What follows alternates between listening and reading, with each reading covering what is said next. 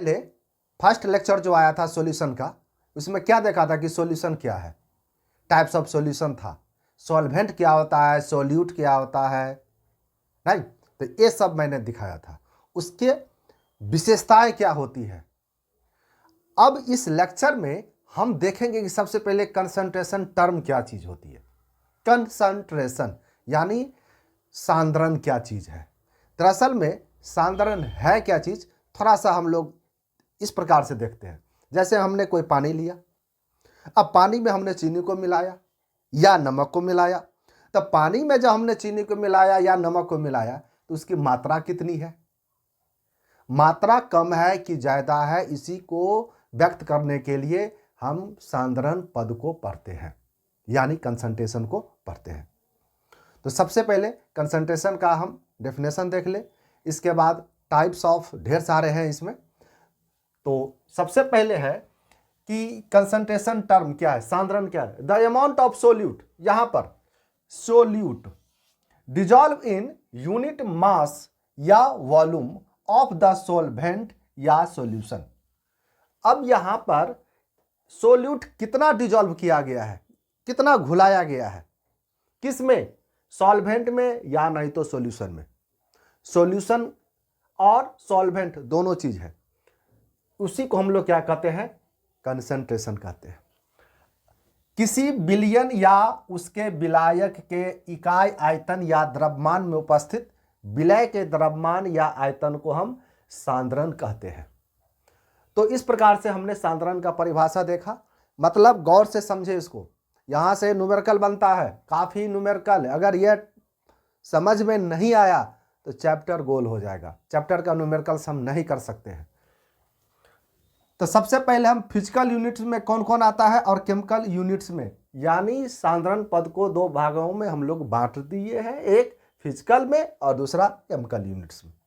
तो physical units में आता है मास परसेंटेज, जिसको हम W/W से, एक होता है वॉल्यूम बाय वॉल्यूम परसेंटेज, एक होता है W/V, एक होता है मोल फ्रैक्शन होता है, एक होता है ppb भी होता है, ppm भी होता है। तो ये सब फिजिकल यूनिट्स हैं। ये सब क्या है, mass percentage, volume percentage, mass by volume percentage, mole fraction, parts पर बिलियन, पार्ट्स पर मिलियन। केमिकल में आता है मोलैलिटी आता है, मोलैरिटी आता है, नॉर्मलिटी आता है, फॉर्मलिटी आता है, डीमल आता है, इसके बाद स्ट्रेंथ भी आता है, स्ट्रेंथ, कंसंट्रेशन। तो ये सब केमिकल यूनिट्स में आता है। तो सबसे पहले हम मास परसेंट, देखो मास परसेंटेज को अगर अच्छा से समझ गए तो वॉल्यूम परसेंटेज तैयारी हो गया, W/V भी तैयारी हो गया, PPV भी तैयारी हो गया और PPM, यानी एक को तैयारी करने से 1 2 3 4 5 ये 5 का तैयारी होता है। एक को अच्छा से समझ ले। इसके बाद ये मोल फ्रैक्शन है, ये थोड़ा सा अलग है। केमिकल यूनिट्स में अगर किसी एक को हम अगर समझ ले, अगर कैपिटल M को हम समझ ले तो स्मॉल m भी समझ में आ जाएगा, फॉर्मलिटी भी, डिमल भी और नॉर्मलिटी भी, और स्ट्रेंथ तो बहुत ही इजी है।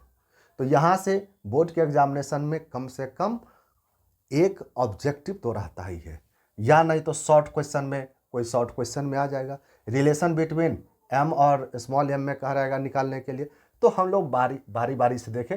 सबसे पहले मास परसेंटेज क्या है। अगला है मास परसेंटेज। तो मास परसेंटेज को हम रिप्रेजेंट करते हैं W/W से, W/W से। ऊपर में भी मास और नीचे में भी मास, यानी मास ऑफ सोल्यूट इन ग्राम में हम इसको रिप्रेजेंट, देखो केजी में रहेगा तो केजी में लेंगे, ग्राम में रहेगा तो ग्राम में रहेगा, सेम यूनिट में होना चाहिए। The mass of solute in gram present in 100 gram of the solution, यानी 100 ग्राम सॉल्यूशन में मास कितना है किसी सोल्यूट का। अब यहां पर देखो सबसे बड़ा चीज है कि सॉल्यूशन दिया हुआ है, सॉल्यूशन दिया हुआ है। तो मास परसेंटेज बराबर मास ऑफ सोल्यूट, अब बाई होगा total mass of the solution. सिर्फ सॉल्यूशन के बारे में ऐसे करके हम लोग जानते हैं कि मास ऑफ सोल्यूट को अगर हम बी से रिप्रेजेंट करते हैं, मान लेते हैं W/B से, तो यहाँ पर तो सॉल्यूशन आ गया, तो सॉल्यूशन को हम किससे रिप्रेजेंट करेंगे, WA अब प्लस WB से। देखो total mass of solution, solution में यहाँ पर देखो ये मेरा सॉल्यूशन है, तो सॉल्वेंट का मास होता है सॉल्वेंट का, अब प्लस क्या होता है, सोल्यूट का मास होता है। अगर सॉल्वेंट को हम WA से रिप्रेजेंट करते हैं, सोल्यूट को WB से, तो ये मास ऑफ क्या हो गया, सॉल्यूशन हो गया, मास ऑफ सॉल्यूशन। तो कहने का मतलब ये हुआ कि WB/WA और WB होगा, और चूंकि प्रतिशत में है तो यहाँ पर हम क्या करते हैं, 100 से मल्टीप्लाई करते हैं। अब जरा हम एक एक नियम से, यूनिटरी लॉ से कैसे देखते हैं कि चूंकि सिंस 100 ग्राम बिलियन में प्रतिशत का मतलब होता है 100 ग्राम बिलियन में कितना है। ठीक, अगर कोई चीज़ दिया रहता है कि मान लेते हैं कि 400 ग्राम सॉल्यूशन है, तो 400 ग्राम में अगर 25 ग्राम ये है, 400 ग्राम में 25 ग्राम ये है, तो इसीलिए 1 में, इसीलिए 100 में, तो ऐसे करके हम लिख सकते हैं। यहाँ पर WA सॉल्वेंट, WB क्या हो गया, सोल्यूट। इस प्रकार से ये फार्मूला आ गया। तो अब है कि टेम्परेचर पर ये डिपेंड करता है कि नहीं। टेम्परेचर पर देखो, टेम्परेचर अगर हम चेंज करते हैं तो मास चेंज नहीं होता है। टेम्परेचर अगर हम चेंज करते हैं तो मास हमेशा कांस्टेंट होता है, ऊपर में भी मास, नीचे में भी मास। अगर मास बाय मास रहे तो टेम्परेचर से ये फ्री, और यह बोर्ड एग्जामिनेशन में खूब पूछता है। तो ये टेम्परेचर से क्या होगा, फ्री होगा, यानी एकदम स्वतंत्र है, क्योंकि टेम्परेचर चेंज होने से मास चेंज नहीं होगा, तो टेम्परेचर फ्री। इसके बाद इसका अगर यूनिट भी देखें तो यहाँ भी ग्राम, नीचे भी ग्राम, kg/kg खत्म, तो इसका यूनिट भी नहीं होगा। तो मास परसेंटेज का अगर हम लोग यूनिट लिखे तो ये क्या हो जाएगा, यूनिट लेस हो जाएगा, ये यूनिट लेस हो जाएगा। तो यूनिट भी नहीं होगा और टेम्परेचर से भी फ्री रहेगा। अब इस पर हम एक छोटा सा न्यूमेरिकल देखते हैं, तब पता चलता है कि कैसे हम इसको सॉल्व करते हैं। अब यहाँ पर क्वेश्चन है कि 10% ग्लूकोज सॉल्यूशन का मतलब क्या होता है। 10% ग्लूकोज सॉल्यूशन का मतलब ये 100% सही नहीं है। अब 10% ग्लूकोज सॉल्यूशन दिया गया, लेकिन किनके टर्म में है, परसेंटेज तो दिया गया है। तो यहाँ पर चूंकि हम मास परसेंटेज पढ़ते हैं, तो यहाँ पर W/W के सेंस में ज्ञात करना है, W/W, तब आएगा इसका क्लियर। सिर्फ 10% ग्लूकोज सॉल्यूशन का मतलब हम सही ढंग से रिप्रेजेंट नहीं होगा, W/W। अब देखो 10% ग्लूकोज, तो इसका मतलब है ग्लूकोज का मास ऑफ ग्लूकोज कितना होगा, 10 ग्राम होगा। 10% ग्लूकोज है तो ग्लूकोज का मास होगा 10 ग्राम। अब है सॉल्यूशन, मास ऑफ सॉल्यूशन, तो मास ऑफ सॉल्यूशन क्या होगा, मास ऑफ सॉल्यूशन हो जाएगा तब 100 gram, mass of solution 100 gram. Mass of, इसका मतलब मास ऑफ सॉल्वेंट कितना होगा, तो मास ऑफ सॉल्वेंट होगा 100 में से 10 हटा देंगे तो 90 ग्राम होगा। अब बताओ 90 ग्राम हमने पानी लिया है और 10 ग्राम हमने ग्लूकोज लिया है, तब जाकर के 100 ग्राम का सॉल्यूशन बना है। जैसे यहाँ पर एक हम क्या कर लेते हैं, एक कोई कंटेनर ले लिए और इस कंटेनर में हमने वाटर ले लिया 90 ग्राम, वाटर ले लिया 90 ग्राम, 90 ग्राम हमने वाटर ले लिया। अब इसमें हमने क्या मिला दिया, ग्लूकोज डाल दिया, ऊपर से ग्लूकोज डाल दिया, ग्लूकोज डाल दिया। अब देखो 90 ग्राम हमने पानी लिया था और 10 ग्राम हमने ग्लूकोज डाल दिया, 10 ग्राम हमने ग्लूकोज डाला। तो अगर हम दोनों को ऐड करते हैं तो मास ऑफ सॉल्यूशन निकलता है। तो 90 और 10 क्या हो गया, 100, तो मास ऑफ सॉल्यूशन हो गया 100 ग्राम। अब इस 100 ग्राम सॉल्यूशन में 10 ग्राम क्या है, तो ग्लूकोज है, तो इसको हम 10% से समझते हैं। ये क्वेश्चन हो गया। अगर इसी में पूछे कि 40% NaCl है, 40% NaCl है, और ये सॉल्यूशन है, और W बाई क्या है, यहाँ पर W है। का मीनिंग क्या होगा, अब देखो 40% NaCl है तो NaCl का मास हो गया 40 ग्राम। NaCl का मास क्या हो गया, 40 ग्राम। NaCl का मास क्या हो गया, 40 ग्राम। सॉल्यूशन का मास कितना हो गया, 100 ग्राम। सॉल्यूशन का मास 100 ग्राम, 100 ग्राम हो गया सॉल्यूशन का मास। अब पानी का कितना होगा, तो 100 में से 40 को हटा देते हैं, तो वाटर का मास, पानी का जो मास होगा वो 100 में से हम 40 को हटा देंगे तो 60 ग्राम आएगा। तो 60 ग्राम क्या आएगा, पानी। तो इस प्रकार से हम मास परसेंटेज को हमने देखा। अगर मास परसेंटेज अच्छा ढंग से हो गया तो वॉल्यूम प्रतिशत बहुत आसानी से हो जाएगा। अब कुछ नहीं, इसमें सिर्फ वॉल्यूम में हम सब जगह ml डाल देंगे तो वॉल्यूम प्रतिशत। तो अगला देखते हैं वॉल्यूम परसेंट। अगला है वॉल्यूम प्रतिशत, यानी उसको हम V बाई V से, यानी ऊपर भी वॉल्यूम नीचे भी वॉल्यूम। तो किसी बिलियन के 100 ml में विलय क्या मात्रा जो है 100 ml में होना चाहिए। तो 100 ml में 100 ml सॉल्यूशन है, 100 ml सॉल्यूशन है, तो विलय का ml कितना है। वहाँ पर हमने ग्राम देखा था, यहाँ पर हम ml या लीटर भी देख सकते हैं, कोई दिक्कत नहीं है। तो ये कि यूनिट सेम होना चाहिए। तो बिलियन के 100 ml में उपस्थित विलय की मात्रा को हम लोग क्या करते हैं, वॉल्यूम परसेंटेज। यानी the volume of solute in ml present in 100 ml of the solution is known as volume percentage. यानी वॉल्यूम परसेंट जो बनेगा वो यहाँ पर बनेगा वॉल्यूम ऑफ सोल्यूट इन क्या हो गया, ml। नीचे में वॉल्यूम ऑफ सॉल्यूशन बनेगा, और चूंकि प्रतिशत है तो 100 से मल्टीप्लाई करेंगे। अब देखो वॉल्यूम ऑफ सॉल्यूशन, मान लेते हैं कि 100 ml वॉल्यूम ऑफ सॉल्यूशन है। अब 100 ml में ये 10 ml है, 100 ml सॉल्यूशन में 10 ml सॉल्यूट है, इसीलिए 1 में, इसीलिए 100 में, तो प्रतिशत तो निकल गया। अगर इनको हम बी से डिनोट करते हैं, देखो बी इसलिए लेते हैं कि पूरे चैप्टर में सोल्यूट को बी से रिप्रेजेंट जनरली लोग करते हैं, हम भी किए। सॉल्यूशन में सॉल्वेंट का ए से और सॉल्यूट का बी से, तो VB by VA plus VB। अब मल्टीप्लाई हम 100 से कर देंगे तो वॉल्यूम प्रतिशत आ गया। अब देखो नीचे भी वॉल्यूम, ऊपर भी वॉल्यूम है।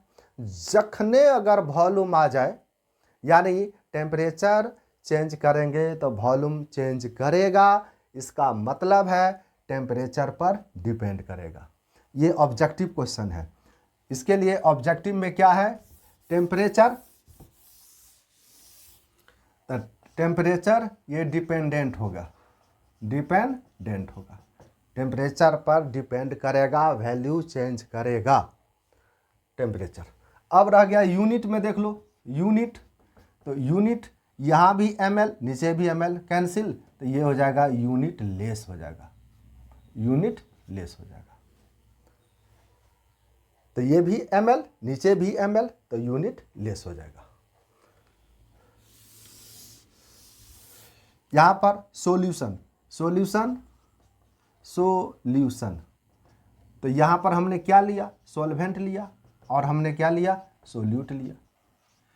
अब इसको हम VB कहे, इसको हम VA कहे, तो सॉल्यूशन क्या होगा, VA प्लस VB। तो क्वेश्चन भी यह भी सॉल्यूशन पर ही हम लोग निकालते हैं। तो इतना ml सॉल्यूशन में इतना ml सॉल्यूट है, इसीलिए 1 में, इसीलिए 100 में, ऐसे करके भी बना सकते हैं। इतना ml सॉल्यूशन में इतना ml सॉल्यूट है, इसलिए 1 में और इसीलिए 100 में। देखो अगर हम एक नियम से बनावे तो हम लिख सकते हैं कि चलो हमने 400 ml ले लिया, मान लेते हैं 400 ml solution, 400 ml solution contain 100 ml क्या है, तो कोई सॉल्यूट है 100 ml।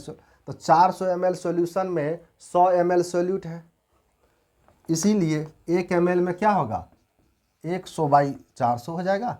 अब चूंकि प्रतिशत ज्ञात करते हैं तो 100 में लिखते हैं, तो 100/400 अब मल्टीप्लाई करेंगे 100। तो इस प्रकार से यही फार्मूला आ गया। तो इसी का प्रकार से हम लोग फार्मूला इसको हमने बनाया। तो वॉल्यूम प्रतिशत, अब वॉल्यूम प्रतिशत का ये हो गया। एक एग्जाम्पल हम लेते हैं, अगर हम 10% अल्कोहल ले लेते हैं, 10% अल्कोहल ले लेते हैं, यहाँ पर V/V प्रतिशत ले लेते हैं। अब इसका पूछेगा कि इसका मतलब क्या हुआ, इसका मतलब क्या होता है, 10% अल्कोहल V/V का मतलब क्या होता है। ऑब्जेक्टिव क्वेश्चन बोर्ड के एग्जामिनेशन में आता है और न्यूमेरिकल बनाने में हमेशा उपयोग होगा। तो 100 ml अल्कोहल का मतलब हुआ, क्या हुआ, 100 ml अल्कोहल का मतलब क्या होगा, वॉल्यूम ऑफ सॉल्यूशन। देखो वॉल्यूम ऑफ सॉल्यूशन, तो वॉल्यूम ऑफ सॉल्यूशन क्या हो गया 100 ml। Volume of alcohol, volume of alcohol, alcohol कितना हो गया 10 ml, 10% है तो 10 ml। अगर हम 40% करेंगे तो 40 ml। तो वॉल्यूम ऑफ अल्कोहल। अब अगर हम वॉल्यूम ऑफ वाटर निकाले, क्या निकाले, वाटर, यानी क्या हो गया, ये मेरा सॉल्वेंट, ये मेरा क्या हो गया सॉल्वेंट। तो 100 ml में से हम 10 ml को माइनस करेंगे तो 90 ml क्या आएगा, हमको पानी आएगा। तो 90 ml क्या आ गया, पानी आ गया। तो बच्चों ये अगर जितना अच्छा से आएगा, कंसेप्ट अगर क्लियर होगा तो हम लोग क्वेश्चन को सॉल्व कर सकते हैं। तो 10% अल्कोहल का मतलब समझ में आ गया होगा। अगला अगर कोई पूछे कि 10% H2SO4, यहाँ पर V/V प्रतिशत और का मीनिंग पूछे, तो हम यहाँ पर हमने 40 कर दिया। तो H2SO4 की मात्रा कितना हो गया 40, पानी कितना हो गया 100 में से 40 घटा दो तो 60, पानी कितना हो गया 60, और सॉल्यूशन कितना हो गया 100 ml। 40 ml कौन सी हो गया H2SO4, पानी कितना हो गया 100 में से 40 घटा दो तो 60, और टोटल सॉल्यूशन कितना हो गया तो 100 ml हो गया। इसका मतलब ये आ गया। तो हमने कहा कि टेम्परेचर पर ये डिपेंड करेगा, कि जखने भी आ जाए टेम्परेचर पर डिपेंड करेगा। अब रह गया यूनिट, तो यहाँ भी ml, यहाँ भी ml, लीटर, लीटर खत्म, यूनिट लेस। अगला हम लोग देखेंगे मास वॉल्यूम प्रतिशत। एक क्वेश्चन है कि 35% V/V solution of ethylene glycol. Ethylene glycol का मतलब क्या होता है, ये ऑब्जेक्टिव क्वेश्चन बोर्ड एग्जामिनेशन के लिए है। 35% V/V solution of ethylene glycol का मीनिंग क्या होता है। दरअसल में इसका यूज जो होता है एंटी फ्रीज के रूप में, एंटी फ्रीज खास करके ठंडे प्रदेशों में। ठंडे प्रदेशों में कार का जो रेडिएटर होता है उसमें होता क्या है, तो चूँकि 0 डिग्री से पर पानी जम जाता है, फ्रीज कर जाता है, तो पानी जो रहेगा उस रेडिएटर में जो पानी रहेगा, तो पानी क्या होगा फ्रीज कर जाएगा, तो इंजन क्या होगा ख़राब हो जाएगा, पानी का मूविंग जो है सो बंद हो जाएगा। तो क्या करता है, तो 35% ये मिला दिया जाता है उसका, उस पानी में। तो इसमें अगर जब मिला देता है तब कार का जो कूलिंग, मतलब इंजन का जो कूलिंग होगा उस पानी का, सो देखो लो -17.6 डिग्री सेल्सियस, यानी 0 डिग्री सी पर जो पानी जमता है, अब 0 डिग्री सी पर पानी नहीं जमेगा, -17.6 डिग्री सी नीचे तक वो लेकर के चला जाएगा, यानी कार का इंजन खराब नहीं होगा। कार का इंजन खराब नहीं होगा, इतना माइनस लेकर के चला जाता है। इसलिए इथिलीन ग्लाइकोल का जो उपयोग होता है, ये 35% V/V सॉल्यूशन का उपयोग हम लोग करते हैं, खास करके कार के लिए। बस भी हो, ट्रक भी हो, जो भी हो, ठंडे प्रदेशों में टेम्परेचर गिर करके कहाँ आ जाता है 17.6 डिग्री माइनस में आ जाता है। इतना टेम्परेचर नीचे तक पानी फ्रीज नहीं करेगा। तो ये ऑब्जेक्टिव क्वेश्चन था बोर्ड के लिए। अब हम देख लेते हैं मास वॉल्यूम। अगला है मास वॉल्यूम। देखो पहले मास इसके बाद वॉल्यूम। ऊपर में हमने मास लिया, नीचे में हमने वॉल्यूम लिया, तो मास बाई वॉल्यूम। इसका मतलब हुआ कि mass of solutes in gram dissolve in 100 ml of the solution. अब 100 ml हमने सॉल्यूशन है, यहाँ पर देखो, यहाँ पर हमने एक कोई सॉल्यूशन लिया। तो सबसे पहले हम मान लेते हैं कि हमने वाटर ले लिया, 100 ml। अब 100 ml के जगह हम 80 ml कर देते हैं। 80 ml हमने वाटर ले लिया, और अगर इसमें हमने 20 ग्राम सॉल्ट को ऐड कर दिया, 20 ग्राम सॉल्ट को ऐड कर दिया। अब यहाँ पर ml आ गया, यहाँ पर क्या आ गया, ग्राम। तो हो गया मास by volume, mass by volume. तो इसको रिप्रेजेंट करते हैं W/V से। तो ऊपर में क्या होना चाहिए, मास होना चाहिए, नीचे में क्या होना चाहिए, तो सॉल्यूशन होना चाहिए। सॉल्यूशन खास करके किस में होना चाहिए, अगर ग्राम ml हो, कुछ भी हो, उससे मतलब नहीं है। एक ऊपर में ग्राम हो चाहे kg हो, नीचे में ml हो चाहे लीटर में हो, लेकिन नीचे वॉल्यूम, ऊपर मास। तो यहाँ पर W/V परसेंटेज बराबर हो जाएगा mass of solute in gram upon हो जाएगा volume of solution, volume of solution. कौन चीज़ में, ml में। अब मल्टीप्लाई करेंगे हम 100 से। तो यहाँ पर सॉल्यूशन, यहाँ पर सोल्यूट ग्राम में, ml में। अब बताओ मास बाय वॉल्यूम आ गया। तो इनका अगर हम यूनिट लिखे तो क्या होगा, ग्राम पर ml हो सकता है। अगर ग्राम में लिखे, ml में लिखे, तो ग्राम ml में हो सकता है।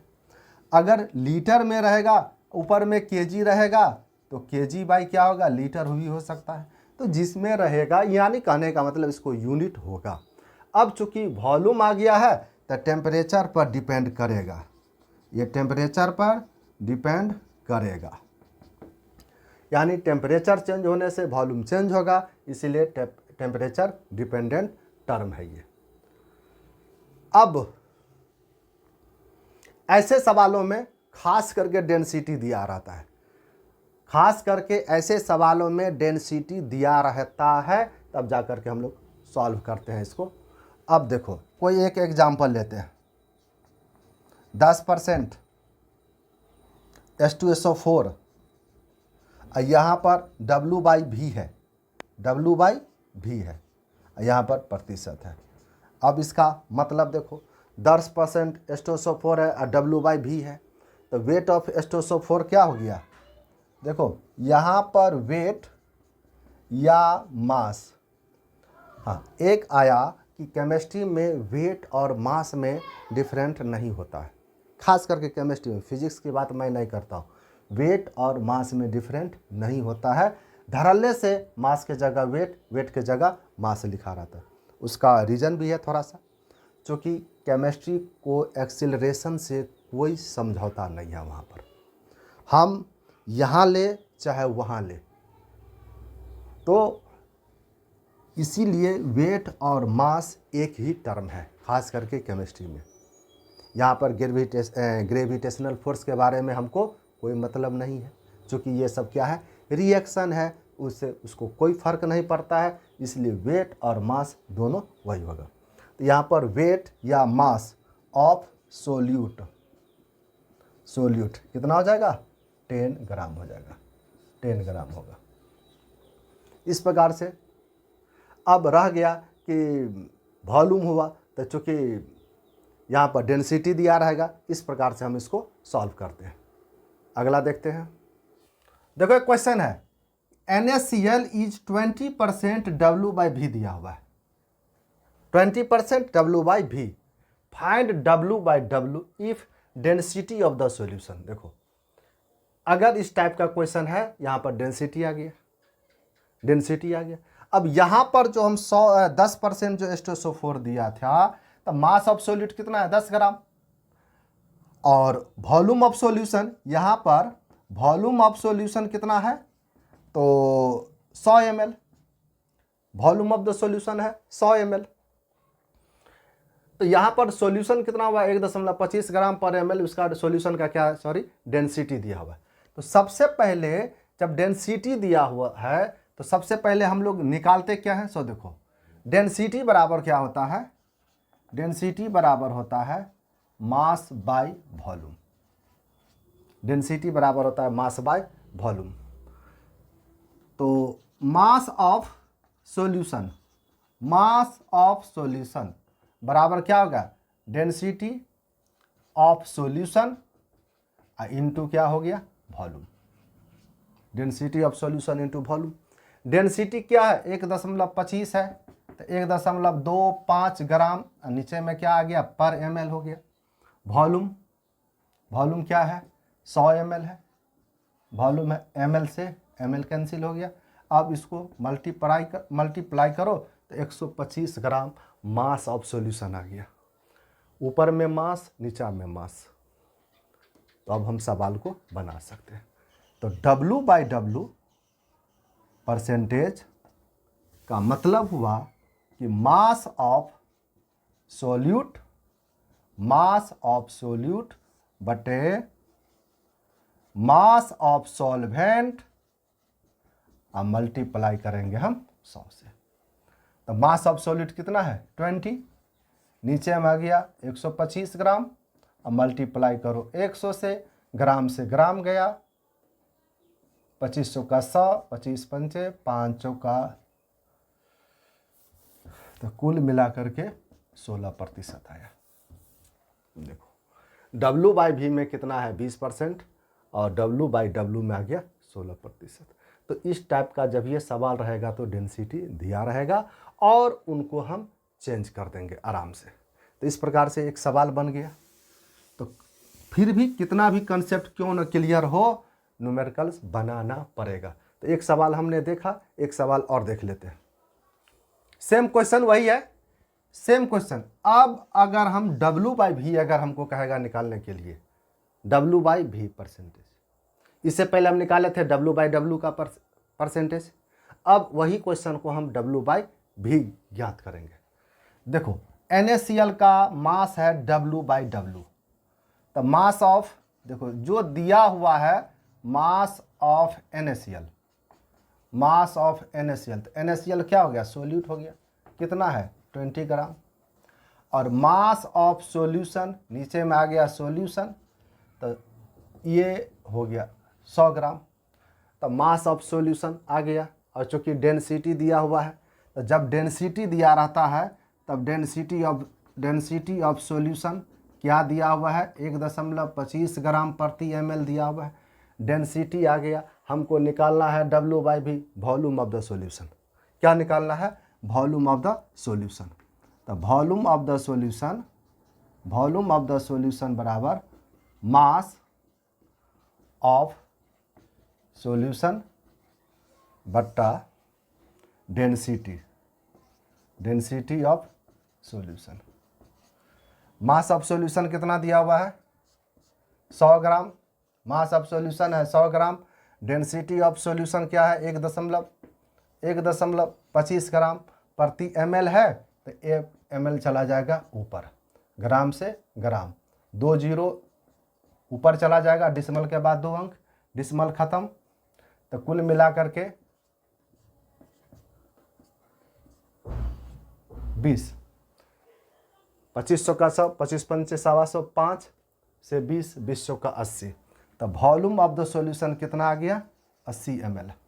ये ग्राम से ग्राम गया, ml बच गया, 2000 का 80 ml। तो वॉल्यूम ऑफ द सॉल्यूशन निकल गया। तो W/V percentage mass of solute कितना हो गया 20 ग्राम। वॉल्यूम ऑफ द सॉल्यूशन कितना आ गया 80 ml। कैंसिल 1/4, अब मल्टीप्लाई करेंगे हम 100 से, 4 से काटो तो 25, तो 25% इसका आंसर आएगा। अगला सवाल देखो, 20 ग्राम NaCl, 20 ग्राम NaCl, इसका मतलब हो गया मास, मास ऑफ NaCl क्या हो गया 20 ग्राम। ये मास किसका हो गया तब सोल्यूट का। डिजॉल्व किया गया है 100 ग्राम वाटर में, हम 100 ग्राम यानी मास ऑफ वाटर क्या है सॉल्वेंट है, तो ये हो गया 100 ग्राम। 100 ग्राम हमने पानी लिया, देखो 100 ग्राम हमने पानी लिया, 100 ग्राम हमने पानी लिया। अब इसमें हमने 20 ग्राम क्या डाल दिया NaCl डाल दिया। तो बताओ इनका जो वेट होगा यानी वेट यानी मास ऑफ सॉल्यूशन, तो मास ऑफ सॉल्यूशन कितना हो गया 20 + 100 120 ग्राम हो गया। अब 120 ग्राम सॉल्यूशन हो गया, हमको कह रहा है कि W/W, W/W परसेंटेज, तो जखने कहे W/W तो वेट ऑफ सोल्यूट अपॉन हो जाएगा वेट ऑफ सॉल्यूशन, मल्टीप्लाई करेंगे हम 100 से। अगर हम डायरेक्ट 20/100 कर देते हैं तो ये गलत हो जाएगा। तो क्या हो गया 20 ग्राम, सॉल्यूशन हो गया 120 ग्राम। चूंकि प्रतिशत में कह रहा निकालने के लिए तो 100 से हम मल्टीप्लाई करेंगे, ग्राम से ग्राम कैंसिल, 0 से 0 कैंसिल, काट कूट करो 200/12। अब बताओ W/W 200/12, अब ये तुम्हारा क्या आ गया प्रतिशत में। यहाँ पर यूनिट तो कुछ होगा नहीं, क्योंकि W/W है, यूनिट कुछ नहीं होगा। तो इस प्रकार से हमने कुछ क्वेश्चन देखा। नेक्स्ट डे हम PPM और PPB और उसी में हम मोल फ्रैक्शन भी कर लेंगे।